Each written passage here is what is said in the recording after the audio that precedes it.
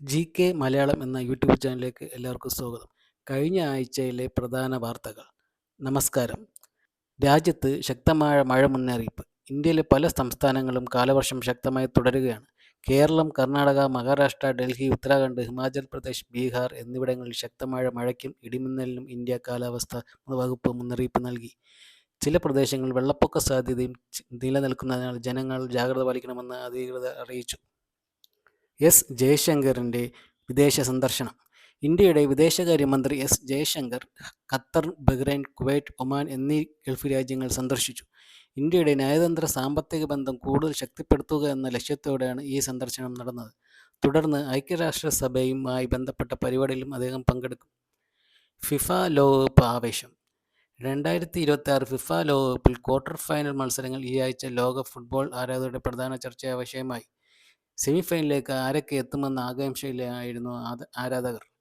Wimbledon tennis final. ലോകത്തിലെ ഏറ്റവും വലിയ ടെന്നീസ് ടൂർണമെൻറ്റുകളിൽ ഒന്നായ വിംബിൾട്ടണിൽ വനിതാ ഫൈനലും പുരുഷ ഫൈനലും ഈ വാരാന്ത്യത്തിൽ നടന്നു. ലോകമെമ്പാടുമുള്ള കായിക പ്രേമികൾ ഈ മത്സരങ്ങൾ ആവേശത്തോടെ വീക്ഷിച്ചു. ഇന്ത്യ ഇംഗ്ലണ്ട് വനിതാ ടെസ്റ്റ്. ലോർഡ്സ് മൈതാനത്തിൽ നടന്ന ചരിത്രപ്രധാനമായ വനിതാ ടെസ്റ്റ് മത്സരത്തിൽ ഇന്ത്യൻ ടീം മികച്ച പ്രകടനം കാഴ്ചവെച്ചു. വനിതാ ക്രിക്കറ്റിൻ്റെ വളർച്ചയ്ക്ക് ഈ മത്സരം വലിയ പ്രാധാന്യമുള്ളതായാണ് വിലയിരുത്തപ്പെടുന്നത്. ആഗോള സമ്പദ് വ്യവസ്ഥ.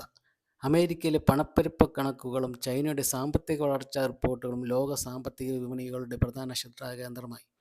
പല രാജ്യങ്ങളിലെയും കേന്ദ്ര ബാങ്കുകളുടെ പലിശ നിരക്ക് തീരുമാനങ്ങളെ ഈ കണക്കുകൾ സ്വാധീനിക്കുമെന്നാണ് സാമ്പത്തിക വിദഗ്ധരുടെ വിലയിരുത്തൽ. അസമിൽ ബഹുഭാര്യതയ്ക്കെതിരെ നീക്കം.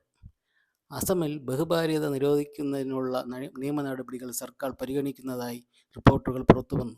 നിയമം നടപ്പായാൽ സർക്കാർ സേവനങ്ങളിലും ആനുകൂല്യങ്ങളിലും നിയന്ത്രണങ്ങൾ ഉൾപ്പെടെ പുതിയ വ്യവസ്ഥകൾ വരാനിടയുണ്ട്. കേരള വിദ്യാർത്ഥിയുടെ മരണം.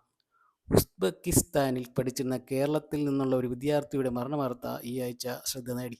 സംഭവത്തിൽ സമഗ്ര അന്വേഷണം വേണമെന്ന് കുടുംബം ആവശ്യപ്പെട്ടിട്ടുണ്ട്. ഈ ആഴ്ചയിലെ കായിക വിശേഷങ്ങൾ.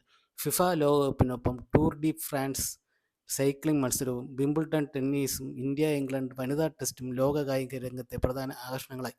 നിരവധി ആരാധകർ ഈ മത്സരത്തിൽ തത്സമയം പിന്തുടർന്നു. ഇതായിരുന്നു ജൂലൈ 5 മുതൽ ജൂലൈ 11 വരെ നടന്ന പ്രധാന വാർത്തകൾ. ഇത്തരത്തിലുള്ള പ്രതിവാര വാർത്തകളും ജനറൽ നോളജ് വീഡിയോകളും ദിവസവും ലഭിക്കാൻ ഞങ്ങളുടെ ചാനൽ സബ്സ്ക്രൈബ് ചെയ്യൂ. വീഡിയോ ഇഷ്ടമായെങ്കിൽ ലൈക്കും ഷെയറും ചെയ്യാൻ മറക്കരുത്. നന്ദി.